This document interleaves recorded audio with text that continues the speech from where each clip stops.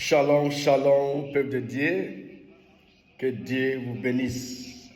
Et j'espère que nous allons bien aujourd'hui.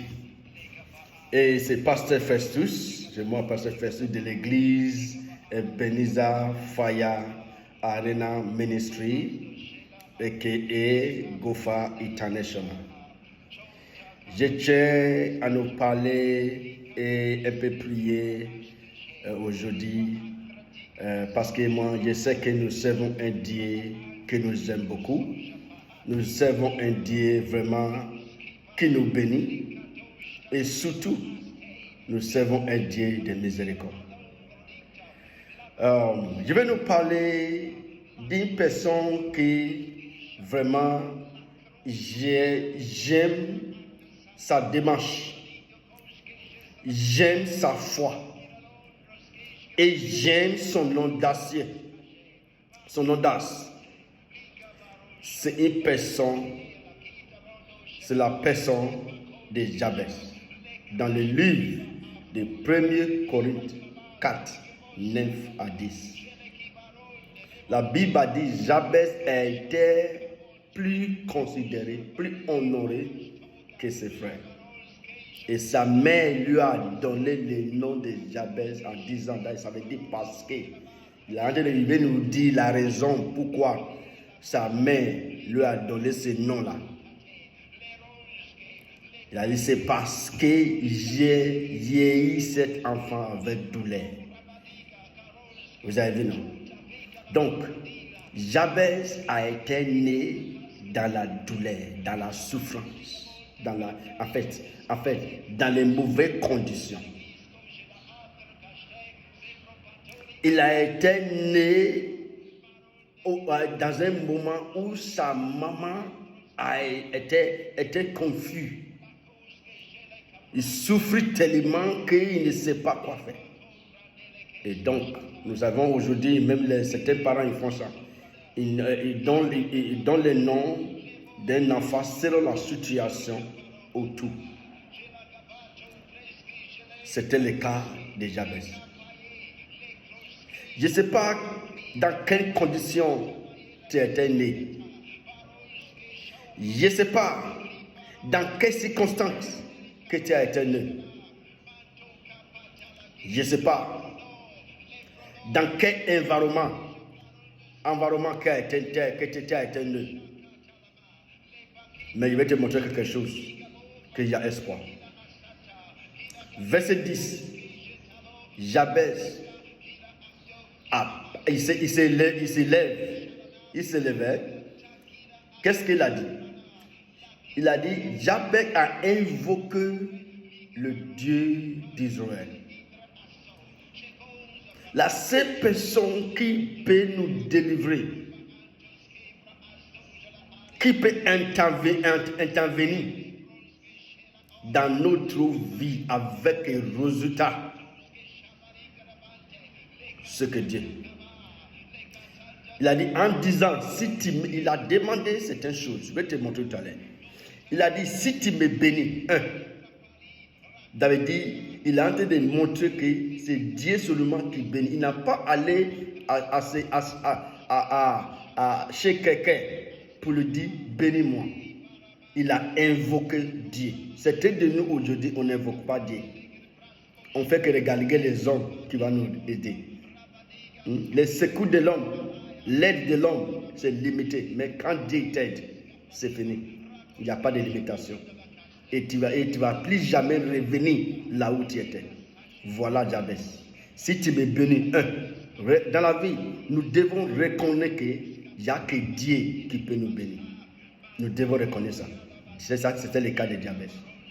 Et deuxièmement, il a dit, et que tu étends mes limites. Il a reconnu que aussi qu'il n'y a que Dieu qui peut étendre ses limites. Donc ça veut dire qu'il était limité tellement qu'il ne pouvait rien faire. Et il a reconnu ça, il a demandé Dieu d'élargir sa limite. Et si voilà, ça c'est deux choses. Troisième, il dit, si ta main est avec moi, Ça, c'est la troisième chose qu'il a reconnu dans sa vie, de la part de Jabez. Il a reconnu que si la main de Dieu est sur ta vie, c'est final. Aucun homme qui est contre toi, aucune situation qui peut te rabaisser, qui peut te faire tomber. Il n'y a pas. Il a reconnu ça. Dans la vie, nous devons chercher la main de Dieu sur notre vie. C'est très important. Et si, voilà autre chose. Il a dit, si tu me préserves du malheur, tu sais, moi j'aime ce jeune homme. Après d'avoir demandé la bénédiction, après d'avoir demandé que Dieu éteigne sa limite, que les mains de Dieu soient sur lui, voilà ce qu'il a demandé, que la préservation de Dieu. Après d'avoir tout avoir, après d'être béni, il y a une autre chose vraiment qui est vraiment primordiale, c'est la préservation. Dieu va te bénir. Tu peux dire que je ne suis pas encore béni, mais Dieu va te bénir. À compte de maintenant, Dieu va te bénir. Si tu me préserves du malheur, j'ai pris ce soir que le Seigneur te préserve du malheur. Il a dit, en sorte que je ne sois pas dans la souffrance. Quand Dieu n'était pas préservé, on est foutu. Tant que Dieu ne nous a pas préservés, on est foutu. Vous voyez, on est foutu. Et Jabez connaît cela. Voilà ce que j'aime de tout. Il a dit, et Dieu a accordé ce qu'il avait demandé. Tu sais pourquoi? Dieu l'a accordé ce qu'il avait demandé, il a bien demandé. Certains de nous ne savent pas bien demander. Mais j'ai pris pour vous ce soir qu'à compter d'aujourd'hui, la sagesse et l'esprit pour savoir demander auprès de notre Seigneur Jésus, auprès de notre Dieu Tout-Puissant, dans le nom de Jésus, j'ai pris que cette sagesse te retrouve à compter de maintenant. L'esprit qui te guide pour mieux demander, pour mieux demeurer dans la prière, j'ai pris que cet esprit demeure sur toi maintenant. Au nom de Jésus.